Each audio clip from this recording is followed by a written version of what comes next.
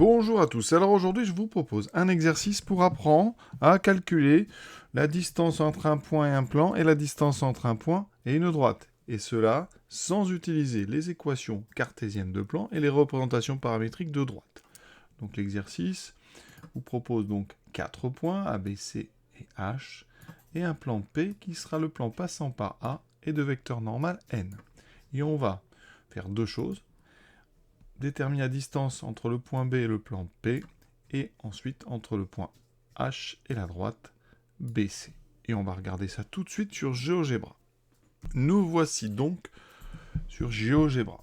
Donc voilà le repère. Alors en gris pour l'instant c'est le plan qu'on peut appeler le sol un petit peu, donc z égale 0. On va placer notre point A, le voici, vous voyez. Voilà. Ensuite, donc on a ce fameux point H qui est ici. On veut le plan passant par A de vecteur normal n, donc tout est prêt, voilà. Ce plan, le voici. Donc je vais enlever, on va tourner un petit peu, vous voyez ce plan, voilà. Il est bien donc orthogonal au vecteur n. On peut remarquer que le point H, eh bien, vous voyez, pour l'instant, il est bien sur ce plan, donc ça sera quelque chose qu'on va vérifier.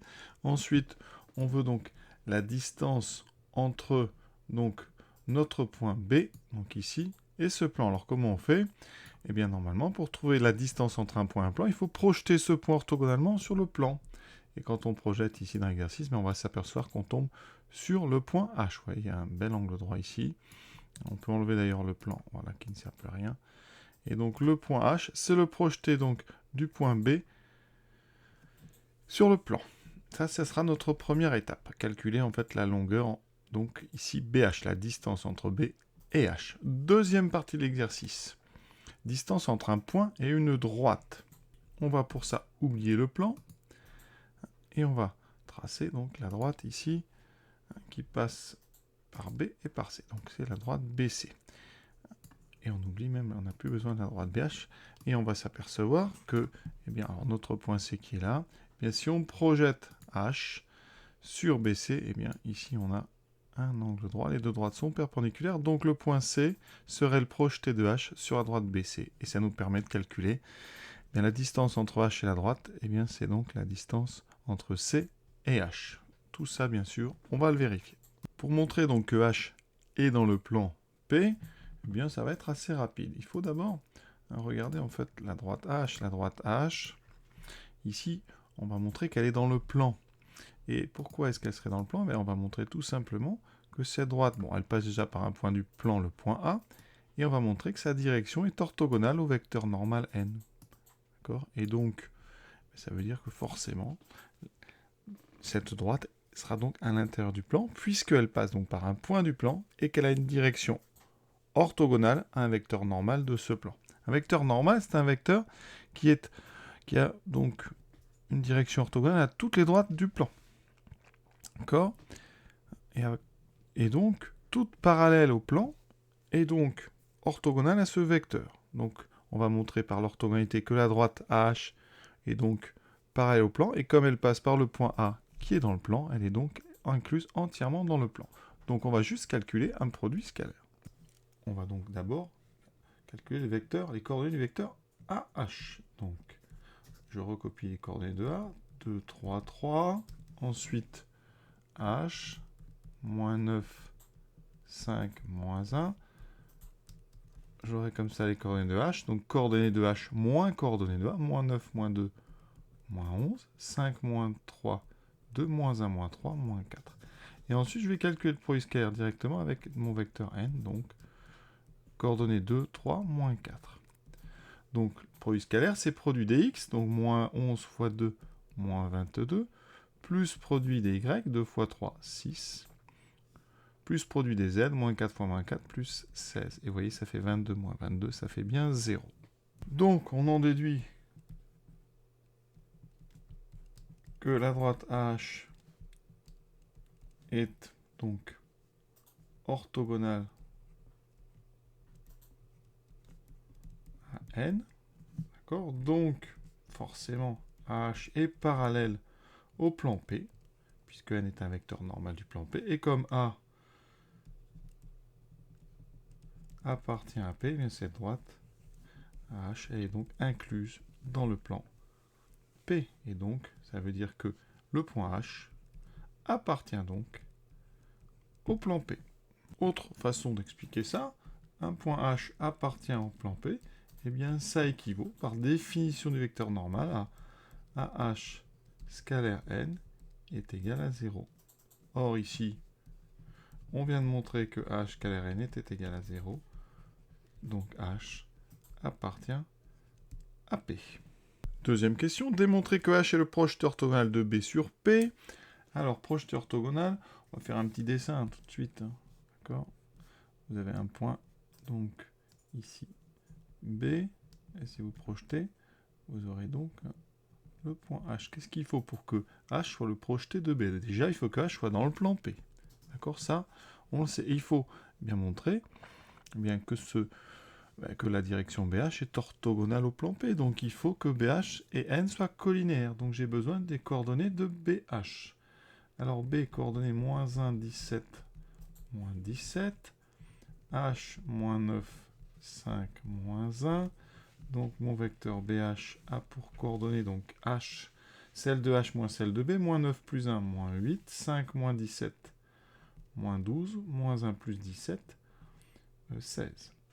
Et on va faire le produit. Alors, on va regarder à côté, on va pas faire un produit scalar, on va regarder les coordonnées de n. 2, 3, moins 4. Et on va essayer de montrer que ces deux vecteurs sont collinaires. Autrement dit, l'un est multiple de l'autre.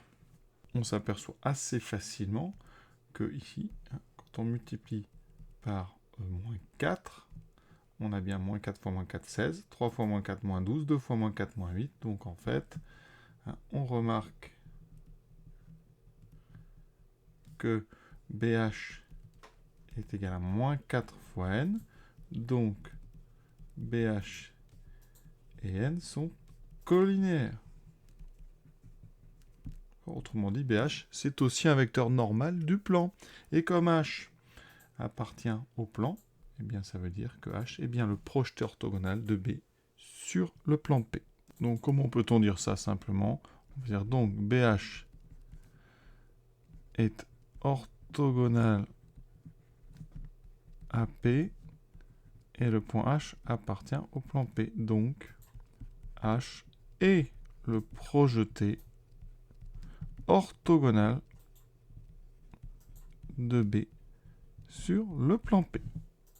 En déduire la distance du point B au plan P. Eh bien là, par définition, la distance d'un point à un plan, eh bien pour ça, il faut trouver le projeté orthogonal du point sur le plan et calculer la distance qui le sépare du point de départ. Donc ici, la distance donc entre B et P, c'est égal donc à la distance entre B et H. La distance entre BH, c'est-à-dire la longueur BH. Par définition, la distance entre un point et un plan. Donc, on avait les coordonnées de BH, on va les refaire. Donc, moins 9, oui, plus 1, ça fait moins 8, moins 12, c'était 16. Donc, on calcule BH, ça sera racine carrée. On est dans un repère orthonormal, on peut calculer facilement des longueurs. Donc ici, on va mettre moins 8 au carré, plus moins 12 au carré, plus 16 au carré. D'accord ? Pour calculer une longueur, on prend la norme d'un vecteur. Donc on prend la racine de la somme des carrés. Comme ce sont des carrés, les moins n'ont pas d'intérêt. Donc on pourrait même ne pas les mettre directement. Vous pourriez écrire 8 au carré plus 12 au carré plus 16. Ce qui donne donc racine de 64 plus 144 plus 256. Alors on va faire ça tranquillement en essayant d'éviter la calculatrice. Donc si c'est 4, 14, 16, 464. Alors on va simplifier cette racine. Donc 464, on va diviser par 4. Ça fera 100. Donc 116. On peut rediviser par 4. Ça fait 25 et 4, 29. Voilà, donc c'est 29 fois 16. Donc je peux sortir le 16, ça fait 4 racines de 29. Et ça donne, à la calculatrice, 21, à peu près 21, 54. On va quand même vérifier sur GeoGebra. Voilà, donc notre distance, donc vous avez compris, ici, c'était donc la distance entre B et H. Donc je vais les remettre. Voilà. On était sur ceci. Voilà, donc il nous faut la longueur donc BH. Donc je définis le segment ici BH. Voilà, et sa longueur 21,54, vous voyez. Parfait. On continue. On attaque maintenant la question 4. Donc démontrer que c'est le projeté orthogonal de H sur la droite BC. Donc là, ça veut dire qu'on a une droite BC, un point C quelque part. Voilà, on va le mettre ici. Et donc, il faut montrer que H, eh bien, quand on le projette, on tombe donc sur C. Ça veut dire qu'ici, qu'est-ce qu'on doit montrer? Alors, on sait déjà que C est sur la droite BC. Hein. Mais il suffit ici d'avoir montrer que les deux droites se coupent, sont perpendiculaires au point C. Donc on doit montrer que ici on a un produit scalaire nul entre CH par exemple et BC ou CB. Alors habituellement pour trouver ça, en fait on prend un vecteur donc directeur de BC, d'accord, et on trace un plan qui passe par H et qui a pour vecteur normal justement ce vecteur. Donc vous obtenez donc un plan comme ça, qui sera donc orthogonal à la droite BC et qui passe par H. Et une fois qu'on a ce plan, on prend l'intersection de ce plan avec la droite. Et on trouve en fait le point ici qui dans notre exercice est le point C. Alors pourquoi on ne fait pas ça ici? Mais parce que C, il est sur BC, donc on sait déjà où est-ce qu'il est notre projeté. On a juste à vérifier en fait nous qu'il y a l'angle droit.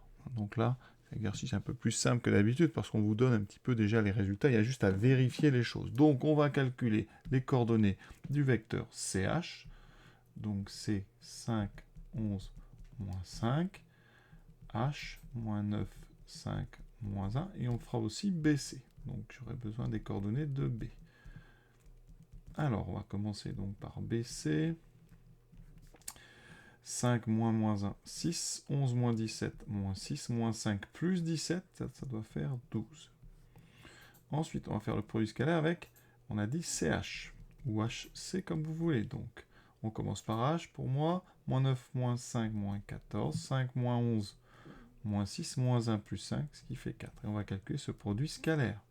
6 fois moins 14, donc moins 84. Moins 6 fois moins 6, 36, 4 fois 12, 48. Ici, 36 et 48, ça fait effectivement 84, donc on tombe bien sur 0. Conclusion, BC scalaire CH est égal à 0. Donc, bilan. C appartient à la droite BC, et on a donc la droite BC qui est perpendiculaire, qui est orthogonale, mais ici perpendiculaire à CH en C. D'accord? Conclusion, C est le projeté de H sur la droite BC.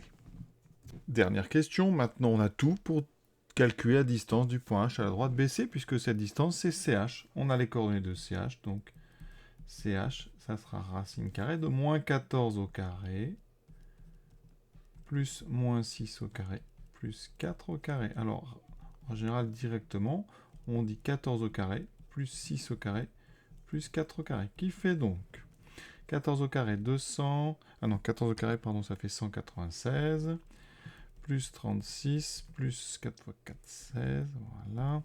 Donc, ça donne donc, alors 196 et 36, ça fait 232, 248. Alors, 248. Donc, c'est 4 fois 62, et 62, c'est 2 fois 31. Donc, on peut juste sortir ce 4, ça fera 2 racines de 62. On trouve, vous voyez, à peu près 15,75. Vérifions sur GeoGebra. Donc ici, à droite, on va tourner un petit peu, vous voyez. Donc, on a bien H projeté donc, sur la droite. Alors, pour voir l'angle droit, le mieux, c'est de représenter ce fameux plan dont je vous ai parlé. Donc, je vais prendre un plan qui est donc perpendiculaire à la droite, ici BC, passant par C. Et le voici, ce plan, vous voyez. Et c'est l'intersection de ce plan avec la droite qui nous donne le projeté du point H, donc ici le point C. Pour la distance CH, ben, ici, vous voyez, on trouve 15,75 à peu près, donc on a fait encore une fois du bon travail. L'exercice est à présent terminé. Je vous souhaite une bonne fin de journée à tous. À bientôt.